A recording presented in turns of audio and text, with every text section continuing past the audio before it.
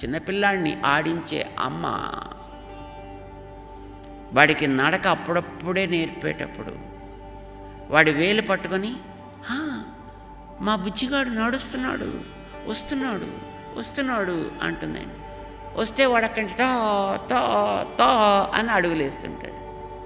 కొంచెం వాడికి బ్యాలెన్స్ వచ్చిన తర్వాత చేతులు వదిలిపెట్టేసి, నువ్వు పోలీసువి, నేను దొంగని, నన్ను పట్టేసుకుంటున్నావు అంటే వాడు నిజంగానే పోలీసు అనుకుంటూ పెద్ద అమ్మ మీదకి పోజు పెడుతూ వస్తాడు. అమ్మ మెల్లిగా మెల్లిగా మెల్లిగా అలా వెనక్కి జరుగుతూ ఉంటుంది. ఇంకా వాడికి కాసేపు అలుపు వస్తుంది అని అనిపిస్తే తనే వాడికి అందేట్టు చేసుకుని, అమ్మో పట్టేసుకున్నాడు అంటుంది. వాడు కూడా అబ్బా నేనే పట్టేసుకున్నా అన్నట్టుగా పొంగిపోతుంటాడు. వాడా పట్టుకోగలిగింది అమ్మని? ఏమండి, వాడా పట్టుకోగలిగింది నిజానికి అమ్మని? అమ్మ తనని దొరికించుకుంది. ఇది లోకంలో మనం చూస్తున్నాం. ప్రేమ ఉంది కనుక వాడు ప్రేమ రూపుడు.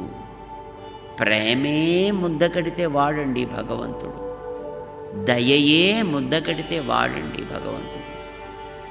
మనలో ఉండేటటువంటి పాపాలని చూసి కూడా పోన్లే పిల్లలు ఏదో తెలియక మురికిలో పడ్డారు, అంటించుకున్నారు, కడుగుదాం, శుద్ధి చేద్దాం, కొత్త బట్టలు ఇద్దాం, కాస్త పౌడర్ రాద్దాం, మంచిగా అట్టే పెడదాం అనుకునేటటువంటి అమ్మలాగా మనలో ఉండేటటువంటి ఈ మురికిని పాపాలని కడిగి తీయడం కోసం ఒక్కొక్క రూపంలో వచ్చాయండి. ఓసారి రాముడే వచ్చాడు, ఒకసారి కృష్ణుడుగా వచ్చాడు, ఓసారి వరాహం అయ్యాడు, ఓసారి చేప అయ్యాడు, ఒకసారి తాబేలు అయ్యాడు. ఇప్పుడు మన కోసం విగ్రహం అయ్యాడు. ఆయన అర్చారూపాన్ని ధరించాడు.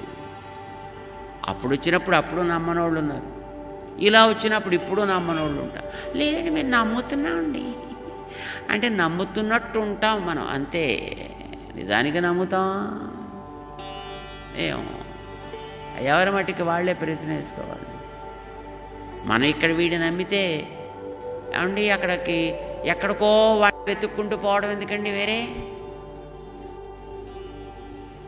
అక్కడెక్కడికి గుళ్ళకి గోపురాలకి పోయి అక్కడి పెద్ద క్యూలు, అక్కడ పెద్ద హడావిడి, ఇదంతా ఎందుకండి? పెద్ద దేవస్థానాలకు పోయి జనాలు ఎక్కువైపోతున్నారండి. వాళ్ళ కోసం మేము ఆరాధనలు కూడా మానేస్తామండి.